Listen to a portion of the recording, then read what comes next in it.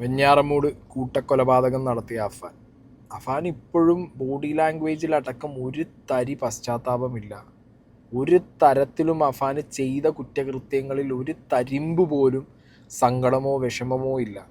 പോലീസുകാർ ഓരോ വട്ടം ഈ സംഭവം നടന്ന സ്ഥലത്തേക്ക് തെളിവെടുപ്പിന് വേണ്ടി കൊണ്ടുപോകുമ്പോൾ അഫാൻ്റെ ബോഡി ലാംഗ്വേജ് നിങ്ങൾ ശ്രദ്ധിച്ചാൽ മതി. നിയമത്തിനെ അടക്കം വെല്ലുവിളിച്ച കൊടൂര ക്രിമിനൽ തന്നെയാണ് അഫാൻ. അപ്പോൾ ഒരു സൈഡിൽ ഞാനെന്നിങ്ങനെ നോക്കുമ്പോൾ അഫാനെ വീണ്ടും തെളിവെടുപ്പിന് പോലീസ് കൊണ്ടുപോയിട്ടുണ്ട്.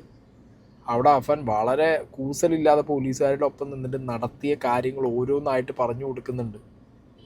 ഇപ്പുറത്തെ സൈഡിൽ ഞാൻ നോക്കുന്ന സമയത്ത് കണ്ടു അഫാൻ്റെ മാതാപിതാക്കൾക്ക് വീടുമായി 24 ചാനലും ശ്രീകണ്ഠൻ നായർ എന്ന് പറഞ്ഞ വ്യക്തിയും ഒരുപാട് പേർക്ക് താങ്ങും തണലുമായിട്ട് വീടും കാര്യങ്ങളൊക്കെ ചെയ്തു കൊടുത്തിട്ടുണ്ട്. Very good thing. ഓക്കെ, ആ ചെയ്ത കാര്യങ്ങളിലൊക്കെ എല്ലാത്തിനും സപ്പോർട്ടാണ്. പക്ഷേ ഇവിടെ വരുമ്പോൾ ഇത് ടു ഏർലി അല്ലേ? എൻ്റെ ഒരു പേഴ്സണൽ കാര്യമാണ്. എനിക്ക് ബാക്കി എത്ര പേര് ഇതിനോട് യോജിക്കുന്നു എനിക്കറിയില്ല.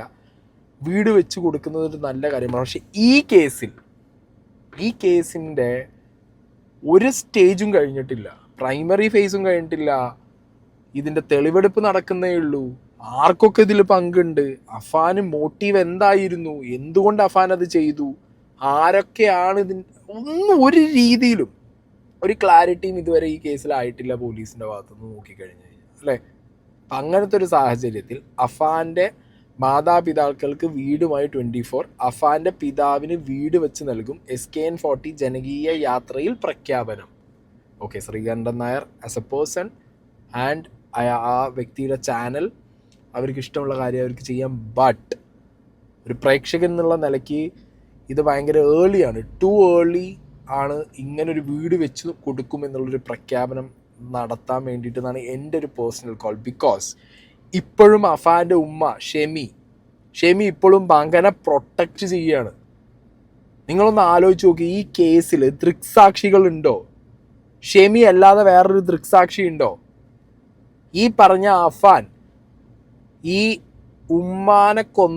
ഉപ്പാൻ്റെ ഉമ്മാനെ കൊന്ന സ്ഥലത്ത് ഒരു ഒരു മുട്ടുസൂചിയുടെ അനക്കം പോലും ആരും കേട്ടിട്ടില്ല. ഒരു മനുഷ്യൻ ദൃക്സാക്ഷിയില്ല. അവിടെ വീണ് കിടക്കുന്നത് നാട്ടുകാർ കണ്ടപ്പോൾ അവർ പിന്നെ പോലീസിനെ അറിയിച്ചും ഇവൻ പോയി പോലീസിൻ്റെ അടുത്ത് കീഴടങ്ങിയപ്പോഴാണ് അങ്ങനെ ഒരു കൊലപാതകം നടന്നു എന്ന് മനസ്സിലാവുന്നത്. പോലീസിൻ്റെ കയ്യിൽ സാഹചര്യ തെളിവുകളോ അഫാൻ പറഞ്ഞ മൊഴിയോ ഉള്ളൂ. നാളെ കോടതിയിൽ ചെല്ലുന്ന സമയത്ത് അഫാൻ മൊഴി മാറ്റി പറഞ്ഞ എന്ത് ചെയ്യും? CCTV വിഷ്വൽസിൽ എവിടെയെങ്കിലും ഇവൻ ഈ പറഞ്ഞ ഹാമർ തൂക്കിയിട്ട് പോകുന്നുണ്ടോ? ഇല്ലല്ലോ. സാഹചര്യ തെളിവുകൾ മാത്രമാണ്. ഇതിൽ ദൃക്സാക്ഷി എന്ന് പറയുന്നത് അഫാൻ്റെ ഉമ്മ ഷെമിയാണ്. ഷെമി ഇവിടെ ഓരോ വട്ടം ആവർത്തിക്കുന്നത് കട്ടിലിൻ്റെ മുകളിൽ നിന്ന് താഴെ വീണു. പോലീസുകാർ വീണ്ടും ചോദിക്കും, താഴെ വീണാൽ ഇത്ര വലിയ മുറിവുണ്ടാവുമോ? ഞാൻ വീണു, വീണ്ടും നീച്ചു നിന്നു, ഞാൻ വീണ്ടും വീണു, അപ്പം മുറിവായി. ഇതാണ് ഷെമി പറയുന്നത്.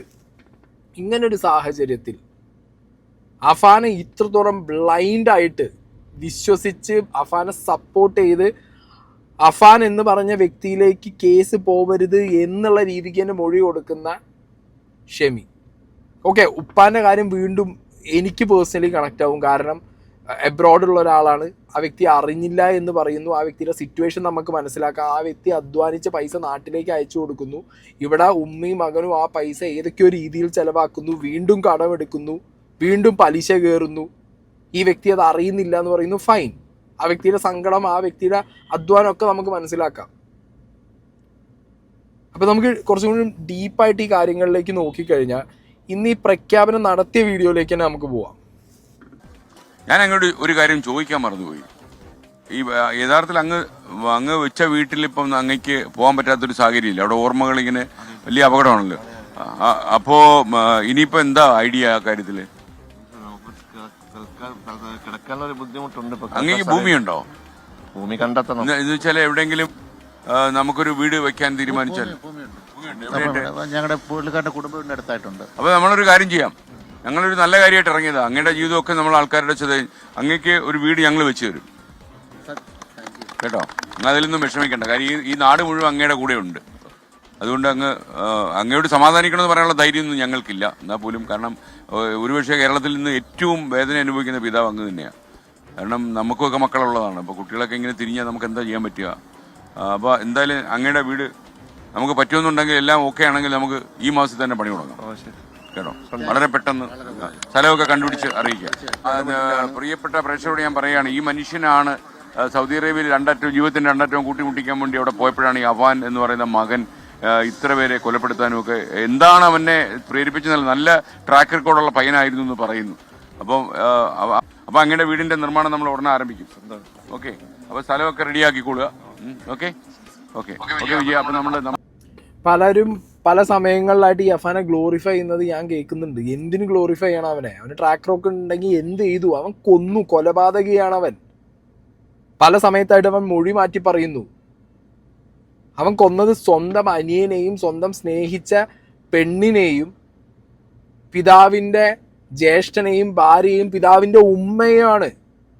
അവനെ ഗ്ലോറിഫൈ ചെയ്യേണ്ട ഒരു കാര്യമില്ല. പിന്നെ ടു ഏർലി എന്ന് ഞാൻ പേഴ്സണലി എനിക്ക് തോന്നാൻ കാരണം എന്ന് പറഞ്ഞാൽ ഈ കേസ് എവിടെയും എത്താത്ത ഒരു സാഹചര്യത്തിൽ പിന്നെ അത് വിട്. അത് നിങ്ങൾ ഞാൻ നേരത്തെ ഡിഫൈൻ ചെയ്ത് പറഞ്ഞു. അത് കുറച്ചും കൂടി ഡീപ്പായിട്ട് പറയും. ഇതിൻ്റെ കമൻറ്റ് ബോക്സിൽ പോയി കഴിഞ്ഞാൽ ആളുകൾ ചോദിക്കുന്ന ചോദ്യത്തിൽ നിന്ന് ചിലപ്പോൾ നിങ്ങൾക്ക് കാര്യങ്ങൾ ഒന്നും കൂടി മനസ്സിലാവും. കാരണം ഇവിടെ അഫാൻ്റെ ഉപ്പാക്ക് വീടില്ലായിട്ടല്ല, ഉമ്മാക്ക് വീടില്ലായിട്ടല്ല, അഫാൻ്റെ വീട്ടുകാർക്ക് വീടുണ്ട്. ആ വീടിൻ്റെ മുകളിൽ കടം എങ്ങനെ വന്നു? ഇയാൾ അവിടെ നിന്ന് അധ്വാനിച്ചുണ്ടാക്കിയ പൈസ നാട്ടിലേക്ക് അയച്ചത് ഉമ്മയും മകനും കൂടി തിരിച്ചതാ അല്ലേ? അത് ഉമ്മ അതിൻ്റെ ഭാഗമായിരുന്നോ? മകൻ അത് ചെലവാക്കിയത് എന്തിന് വീണ്ടും കടമെടുത്തു? അവർക്ക് ആ വീട് വിറ്റ് കഴിഞ്ഞാൽ ഈ വ്യക്തിക്കുള്ള 8 സെൻറ്റ് സ്ഥലത്ത് ഡെഫിനറ്റ്ലി അയാൾക്ക് വീട് വെക്കാനുള്ളൊരു എമൗണ്ട് അയാളെ കയ്യിൽ കിട്ടുമോ ഇല്ലേ എന്നൊക്കെ അറിഞ്ഞിട്ട് പോരെ 24 വാഗ്ദാനം കൊടുക്കും, അല്ലെങ്കിൽ SKN വാഗ്ദാനം കൊടുക്കേണ്ട ഒരു ആവശ്യം ഇവിടെ ഉണ്ടാവുന്നത്. മാസീവ് ഹെയ്റ്റാണ് കമൻറ്റ് ബോക്സിൽ. ഈ വീഡിയോൻ്റെ കമൻറ്റ് ബോക്സിൽ നിങ്ങൾ നോക്കി കഴിഞ്ഞാൽ ഓരോരുത്തരുടെ കമൻറ്റ് നിങ്ങൾ നോക്കിയോ, മാസീവ് ഹെയ്റ്റാണ് ആളുകൾ പറയുന്നത്. നിങ്ങൾ വീട് വെച്ച് നൽകേണ്ട ഈ കൊടും ക്രിമിനലായ അവൻ്റെ വീട്ടുകാർക്കല്ല, വയനാട് പാവങ്ങൾക്ക് കൊടുക്കൂ. അവൻ്റെ വാപ്പ പാവപ്പെട്ട മനുഷ്യനാണ്, അയാളെ സഹായിക്കാൻ അവൻ്റെ ഉമ്മ ഒരിക്കലും ഒരു ദയ പോലും അർഹിക്കുന്നില്ല. അവർ ഇപ്പോഴും മകനെ സംരക്ഷിക്കാൻ ശ്രമിക്കുന്നവർക്കും ഇതിൽ പങ്ക് കാണും. ഇളയ മകൻ മരിച്ചത് അവർ ഒരു വിഷമവും അവർക്കില്ല. മൂത്ത ക്രിമിനലിനെ രക്ഷിക്കണമെന്ന് അവർ ഒരു സ്ത്രീകൾക്ക് തന്നെ അപമാനം എന്നൊക്കെ പറഞ്ഞിട്ട് ഒരുപാട് പേര് മാസീവ് ഹെയ്റ്റാണ് ഈ വീട് വെച്ച് കൊടുക്കുന്നതിൽ പറയുന്നത്. എത്രയോ ആളുകൾക്ക് വീടെന്ന സ്വപ്നവുമായി വാടകയ്ക്ക് വർഷങ്ങളായി താമസിക്കുന്നു. എന്നാൽ ഇദ്ദേഹത്തിൻ്റെ സ്ഥിതി അതല്ല. മകനും ഭാര്യയും അഹങ്കരിച്ചതിൻ്റെ ഫലം നാട്ടിൽ ബന്ധുക്കൾ അറിയിച്ചു കാണുമല്ലോ. ഭാര്യയും മകനും ഇവിടെ അടിച്ചു പൊളിച്ച് ജീവിക്കുകയാണെന്ന് അന്നേരമെങ്കിലും ഒന്ന് ശ്രദ്ധിക്കാൻ തോന്നിയിരുന്നു എങ്കിൽ ഈ ഗതി വരില്ലായിരുന്നു. വീട് നൽകുമ്പോൾ അർഹതയുള്ള ഒരുപാട് ആളുകളുണ്ട്, അവർക്ക് നൽകുക. അല്ലാതെ എല്ലാവരുടെയും ശ്രദ്ധ കിട്ടാൻ വേണ്ടി ഇത്തരം ആളുകൾക്ക് നൽകണോ എന്ന് ആലോചിക്കുക. ഒരുപാട് പേര് കമൻറ്റ് ബോക്സിൽ, ഞാൻ ഈ കമൻറ്റ് വായിക്കുന്നില്ല, ഒരുപാട് കോമെൻറ്റുകൾ നിങ്ങൾ നോക്ക്. അർഹതപ്പെട്ടവർക്ക് ആരാണ് ഈ അർഹതപ്പെട്ടവർ എന്നുള്ളത്, അല്ലെങ്കിൽ കൊടുക്കേണ്ടത് ആർക്കാന്നുള്ളതൊക്കെ 24 ചാനലിനും SKൻ്റെ ഒക്കെ താല്പര്യം അവരുടെ ഇഷ്ടമാണ്. ഓക്കെ, അതിലൊന്നും നമുക്കൊന്നും പറയാനില്ല. പക്ഷേ ഞാൻ പറഞ്ഞല്ലോ, നേരത്തെ സംസാരിച്ചപ്പോൾ ഞാൻ പറഞ്ഞ കുറച്ച് പോയിന്റുകൾ, ഒരു കേസ് അത് കോടതിയിലെത്തി. നിങ്ങൾ ആലോചിച്ച് നോക്ക്, അഫാന് രക്ഷപ്പെടാനുള്ള എല്ലാ വഴികളും ഇതിനകത്തുണ്ട് ഇല്ലേ? നമ്മളെ നിയമത്തിൻ്റെ ഒരു അവസ്ഥ ഞാൻ പറയുന്നത്. ഈ വ്യക്തി ഇത്രയും പേരെ കൊന്നത്, ഉപ്പാൻ്റെ ഉമ്മാനെ കൊന്നത്, ദൃക്സാക്ഷികളുണ്ടോ? ഇല്ല. സാഹചര്യ തെളിവ് മാത്രം ആൻഡ് അഫാൻ്റെ മൊഴി, കൊന്നു, ഇത് മാത്രമേ ഉള്ളൂ. നാളെ അയാൾ ആ മൊഴി മാറ്റി പറഞ്ഞാൽ തീർന്ന്. ചുറ്റുവട്ടത്തുള്ള ഒരാൾ കണ്ടിട്ടില്ല, അവനവിടെ വന്നു പോയത് ആരും അറിഞ്ഞിട്ടില്ല. ആ വീട്ടിൽ നിന്ന് ഒരു ആട്ടോ അനക്കോ ആരും കേട്ടിട്ടില്ല, ഒരു ഒച്ചയും വിളിയോ ആരും കേട്ടിട്ടില്ല. അഫാൻ ഉപ്പാൻ്റെ ഉമ്മാൻ്റെ തീർത്തപ്പോൾ. അത് കഴിഞ്ഞിട്ട് അഫാൻ ഉപ്പാൻ്റെ ഏട്ടൻ്റെ വീട്ടിലെത്തിയ സമയത്ത് അവിടെയും ആരും ആ കൊലപാതകം കണ്ടവരില്ല. സാഹചര്യ തെളിവുകൾ മാത്രം. അവിടെയും കൊലപാതകം നടത്തി തിരിച്ചു വന്ന് വീട്ടിലെത്തി വീണ്ടും അനിയനെയും പ്രേമിച്ച പെണ്ണിനെയും കൊന്നതിന് ശേഷം, ഉമ്മ മരിച്ചിട്ടില്ല എന്ന് അറിഞ്ഞതിന് ശേഷം ഇവൻ കുളിച്ച് കുട്ടപ്പനായി എലിവിഷം കഴിച്ച് പോലീസ് സ്റ്റേഷനിൽ ചെല്ലുന്നിട്ട് പറയുമ്പോഴാണ് പോലീസുകാർക്ക് മനസ്സിലാവുന്നത്, അല്ലെങ്കിൽ നാട്ടുകാർ അറിയുന്നത്. ഉപ്പാൻ്റെ ഏട്ടനെ കൊന്നതും ഉപ്പാൻ്റെ ഏട്ടൻ്റെ ഭാര്യനെ കൊന്നതും ആരും അറിഞ്ഞിട്ടില്ല, കണ്ടിട്ടില്ല. നോ സാക്ഷി, സാക്ഷികളില്ല, സാഹചര്യ തെളിവ് മാത്രം. എഗെയിൻ വീട്ടിലേക്ക് വരുമ്പോൾ സാക്ഷിയായിട്ടുള്ളത് ഉമ്മ മാത്രമാണ്, ഷെമി. ഉമ്മ ഷെമി ആവർത്തിച്ച് പറയുന്നു, കട്ടിൽ നിന്ന് വീണാണ്, മകനല്ല, കട്ടിൽ നിന്ന് വീണതാണ് എന്ന്.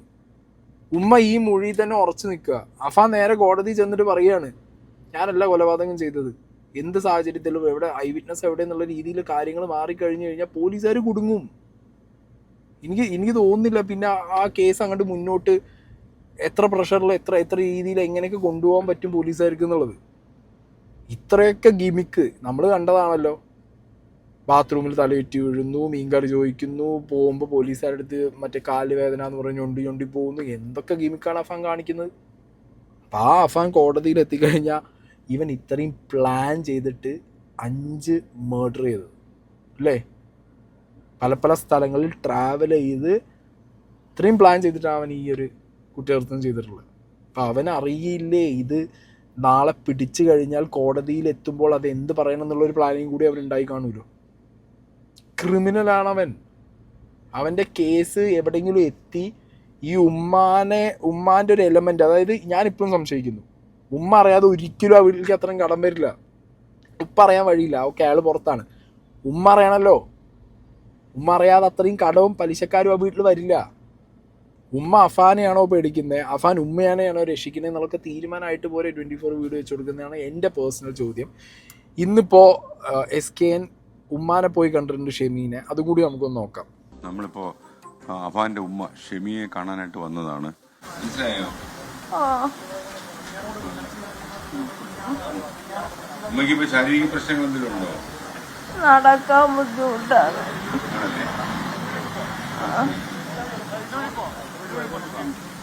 ഉമ്മ നമ്മളോട് ഒരു കാര്യം അറിയിക്കാൻ വന്നതാണ്. ഷെബാന്റെ ബാപ്പയോട് സംസാരിച്ചായിരുന്നേ. അപ്പോൾ നമ്മള് ഇനിയിപ്പോ താമസിക്കാൻ നമുക്കൊരു പുതിയ വീട്ടിലേക്ക് പോകണ്ടേ.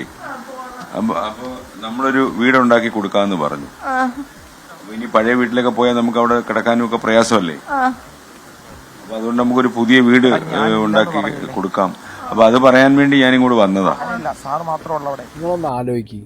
ഇദ്ദേഹം അവിടെ ചെന്നു, നല്ല കാര്യം കണ്ടു, സംസാരിക്കുന്നു, എല്ലാം ഫൈൻ, ഓക്കെ. വീട് വെച്ച് കൊടുക്കാന്നുള്ള വാഗ്ദാനം വീണ്ടും ഉമ്മാക്കും കൊടുക്കും. അഫാൻ എത്ര കാലം ജയിലിൽ കിടക്കും? ഓക്കെ, ജീവപര്യന്തം കിട്ടിയെന്ന് വിചാരിച്ചോ. ഒരിക്കലും കൊലക്കയറോ സാധനങ്ങളോ ഇവിടുത്തെ നാട്ടിലെ നിയമം വെച്ച് ഇനി കിട്ടിയാലടക്കം അതിന് വാദിക്കാനുണ്ടാവും.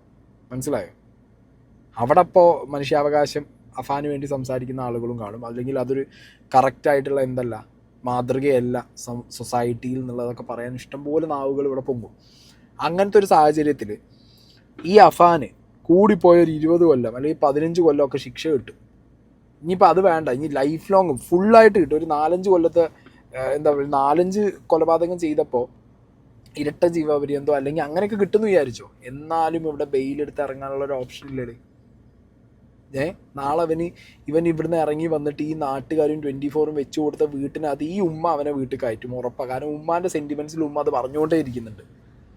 ഉപ്പ എന്ന് പറഞ്ഞ വ്യക്തി കൃത്യമായിട്ട് ഉമ്മാക്ക് ബോധം വന്ന സമയത്ത് ഉമ്മാനോട് ഇളയ മകൻ മരിച്ചതാണെന്നും അത് ഈ അഫാൻ കൊന്നതാണ് എന്നുള്ളതും ബാക്കി കൊലപാതകങ്ങളെ കുറിച്ചിട്ടും കൃത്യമായി പറഞ്ഞു കൊടുത്തിട്ടും പോലീസ് 2-3 വട്ടം മൊഴി എടുക്കുമ്പോഴൊന്നും അവർക്ക് മനസ്സിലാവാനിട്ടാ. അപ്പോൾ പറയും ഇനിയിപ്പോൾ അത് ഓർമ്മയില്ലായിട്ടാണ്, ചിലപ്പോൾ ഓർമ്മ കാണില്ല, ചിലപ്പോൾ ആ കാര്യങ്ങൾ മറന്നുപോയതായിരിക്കാം എന്നുള്ളത്. എന്നാൽ നിങ്ങൾ ഇതും കൂടി കേൾക്ക്. അപ്പൊ ഉമ്മയുടെ ഒരു കാര്യം കൂടെ ചോദിച്ചോട്ടെ. അപ്പൊ ഉമ്മ ഇപ്പോ പോലീസുകാരോട് പറഞ്ഞ മൊഴി അതുപോലെ തന്നെയാണോ ഉമ്മ നിൽക്കുന്നത്? അതാണ് കറക്റ്റ്, ഞാൻ പറഞ്ഞതാണ് കറക്റ്റ്. എനിക്ക് അതേ ഓർമ്മ ഉള്ളു. അതായത് ഉമ്മ പറയുന്നത് കട്ടിലിൽ നിന്ന് വീണു അതാണോ പറഞ്ഞത്? ഞാൻ കട്ടിലിൽ നിന്ന് വീണതാണ് ഞാൻ പറയുന്നത്. എനിക്ക് സംഭവിച്ചതും അത് തന്നെയാണ്, എൻ്റെ ഓർമ്മയിലും അത് തന്നെയാണ്. ഉമ്മയോട് പോലീസുകാർ കുറെ തവണ ചോദിച്ചോ ഇത്?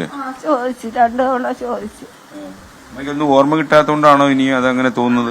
ഓർമ്മ എനിക്ക് അന്നത്തെ കാര്യം, ഞാൻ ഉണ്ടാക്കിയ കാര്യങ്ങൾ, സ്കൂളിൽ കൊച്ചിനെ വിട്ട കാര്യമൊക്കെ ഓർമ്മ ഉണ്ട്. അത് തന്നെ ഞാൻ പറഞ്ഞത്.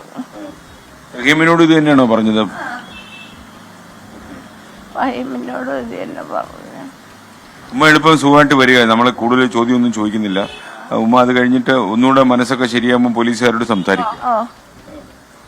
ഷെമി വീണ്ടും പറയുന്നു കട്ടിൽ നിന്ന് വീണതാണ്, പോലീസിന് മൊഴി കൊടുത്തതും അതാണ്, റഹീം എന്ന് പറഞ്ഞ ഉപ്പായോട് പറഞ്ഞതും അതാണ്. കൃത്യമായിട്ട് മറന്നുപോയതാണ്. ഓർമ്മയില്ലായിട്ടാണോ എന്ന് ചോദിക്കുമ്പോൾ അല്ല, എനിക്ക് ഉണ്ടാക്കിയത് എന്താണെന്ന് വീട്ടിൽ നിന്ന് ഓർമ്മയുണ്ട്, മകനെ പറഞ്ഞു വിട്ടത് സ്കൂളിലേക്ക് പറഞ്ഞു വിട്ടത് ഓർമ്മയുണ്ട്, എല്ലാം ഓർമ്മയുണ്ട്. പക്ഷെ ഈ മൂത്ത മകൻ അടിച്ചത് ഓർമ്മയില്ല, മൂത്ത മകൻ ബാക്കി ചെയ്ത കാര്യങ്ങളൊന്നും ഓർമ്മയില്ല. ഷെമിക്ക് അതൊന്നും ഓർമ്മയില്ല. ഷെമിക്ക് കട്ടിൽ നിന്ന് വീണത് മാത്രമാണ് ഓർമ്മ. എനിക്കറിയില്ല ഇതെന്ത് ഫിനോമിനൻ ആണ് എന്നുള്ളത്. മെഡിക്കലി ഇത് വേറെ എന്തെങ്കിലും കണ്ടീഷൻ ആണോ എന്നുള്ളതും എനിക്കറിയാൻ പാടില്ല. ഓക്കെ, അതിലും ചിലപ്പോൾ ടു ഏർലി ഗസ് ആയിരിക്കാം ഈ ഉമ്മ എന്താ ഇങ്ങനെ പറയണതെന്നുള്ളത്. മേ ബി ചിലപ്പോൾ അവർക്ക് ജെന്യുവിനായിട്ട് ചിലപ്പോൾ മെമ്മറി ലോസോ കാര്യങ്ങളോ ആണെന്നുണ്ടെങ്കിൽ അങ്ങനെ വേണമെന്നുണ്ടെങ്കിൽ മെഡിക്കൽ ടേംസിൽ ഇനിയിപ്പോൾ അത് കണ്ടുപിടിച്ചില്ലെങ്കിൽ എന്താണ് അവരുടെ പ്രശ്നം എന്നുള്ളത് ചിലപ്പോൾ അതിൻ്റെ ഒരു ഇൻവെസ്റ്റിഗേഷൻ വേണമെങ്കിൽ ഫുൾ എക്സാമിനേഷനൊക്കെ ഡോക്ടേഴ്സിന് നടത്താൻ പറ്റുന്ന ഒരു കാര്യമാണ്. ബട്ട് സ്റ്റിൽ ഞാൻ പറയുന്നു, ഈ ഉമ്മ ഇപ്പോൾ പ്രത്യക്ഷത്തിൽ പറയുന്നത് ആ ഉമ്മക്ക് വീട്ടിലെന്തുണ്ടാക്കിയെന്നും മകനെ സ്കൂളിൽ പറഞ്ഞയച്ച കാര്യങ്ങളൊക്കെ പറയാൻ പറ്റുന്നുണ്ട്, അറിയുന്നുണ്ട്. എന്നാൽ പോലും ആ ഉമ്മാക്ക് വീണ്ടും മറ്റേ കാര്യങ്ങളൊന്നും ഓർമ്മയില്ല. and അത് മാത്രമല്ല, ഇപ്പൊ അന്ന് നടന്ന സംഭവങ്ങളൊക്കെ ഉമ്മയ്ക്ക് ഓർമ്മയുണ്ടല്ലോ. എന്താണ് അന്ന് ഈ മകൻ ചെയ്ത കാര്യങ്ങളൊക്കെ ഓർമ്മയുണ്ടല്ലോ. അവര് പറഞ്ഞു ഓർമ്മ ഉണ്ട്. അപ്പൊ ഉമ്മയ്ക്ക് അല്ലാതെ എനിക്കറിയില്ല, അവര് പറഞ്ഞ ഓർമ്മ ഉണ്ട്. അപ്പൊ ഈ ഉമ്മയ്ക്ക് എല്ലാം ഓർമ്മയൊക്കെ വരുമ്പം പോലീസുകാരോട് എല്ലാ കാര്യങ്ങളും പറയുക. കാര്യം ഞങ്ങൾ ഇങ്ങനെയുള്ള അക്രമങ്ങൾ ഉണ്ടാവാതിരിക്കാൻ വേണ്ടി ഇറങ്ങിയതാ ഉമ്മ. സാറേ, എൻ്റെ കൊച്ചിനെ ഇറക്കാൻ പറ്റൂ, എൻ്റെ കൊച്ചിനെ ഇറക്കി തരണം എങ്ങനെയെങ്കിലും. എൻ്റെ മൂത്തോ ഇളയോ മരിച്ചു, ഇനി എനിക്ക് മൂത്തോനെ അവനെങ്കിലും എനിക്ക് ഇറക്കി തരണം എങ്ങനെയെങ്കിലും. എനിക്ക് അവനെ പ്രതീക്ഷിച്ചാണ് ജീവിക്കുന്നത്. അല്ലെങ്കിൽ ഞാൻ എന്തെങ്കിലും കുറിച്ച് ഞാൻ മനുഷ്യന് അവനെ പ്രതീക്ഷിച്ചാണ് ജീവിക്കുന്നത്. നമുക്ക് നോക്കാം. ഉമ്മ സമാധാനമായിട്ട് കിടക്കുക കേട്ടോ. ഓക്കെ ഓക്കെ ഉമ്മ. അഫാൻ്റെ ഉമ്മ പറയുന്നത് നിങ്ങൾ നോക്ക്. അവർ വീണ്ടും അവരാ കരച്ചിൽ പറയുന്നത് ഉമ്മാനെ ലൈക്ക് മകനെ ഇറക്കിത്താണ് ഉമ്മ പറയുന്നത്. അവനെ പ്രതീക്ഷിച്ചാണ് ജീവിച്ചത്.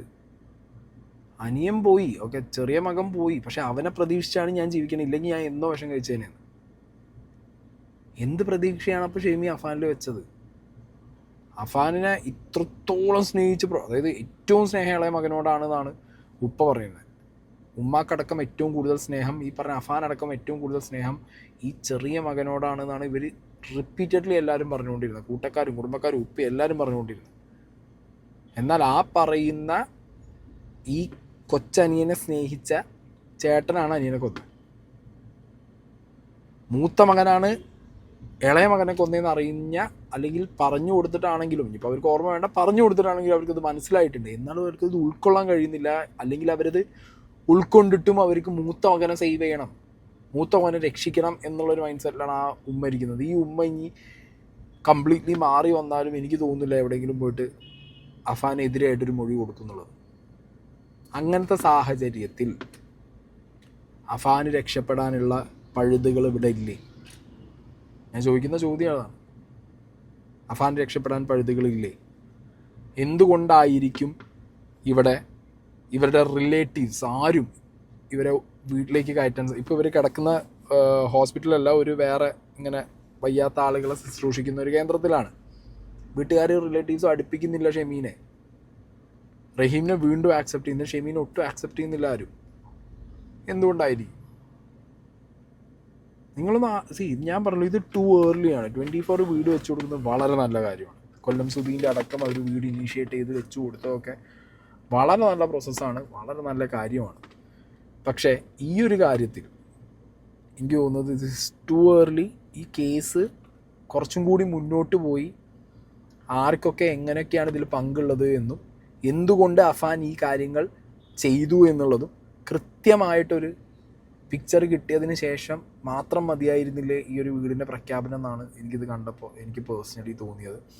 ആൻഡ് ഈ ഉമ്മ ഇങ്ങനെ കട്ടിൽ നിന്ന് വീണതാണ് അഫാൻ അല്ല എന്നുള്ള മൊഴി കൊടുക്കുമ്പോൾ ഒരു ദൃക്സാക്ഷി പോലും ഇല്ലാത്ത സാഹചര്യ തെളിവുകളിൽ മാത്രം മുന്നോട്ട് പോകുന്ന ഈ ഒരു കേസ്, അഫാനാണെങ്കിൽ മൊഴി മാറ്റി പറയാനും അല്ലെങ്കിൽ കാര്യങ്ങൾ വളച്ചൊടിച്ച് പറയാനും വളരെ വിദഗ്ധനായിട്ടുള്ള ഒരു വ്യക്തി എന്നുള്ള നിലയ്ക്ക് എൻറ്റയർ കേസ് കോടതിയിലെത്തുമ്പോൾ ഞാനല്ല ചെയ്തതെന്ന് അഫാൻ പറഞ്ഞു കഴിഞ്ഞാൽ എന്തു ചെയ്യും?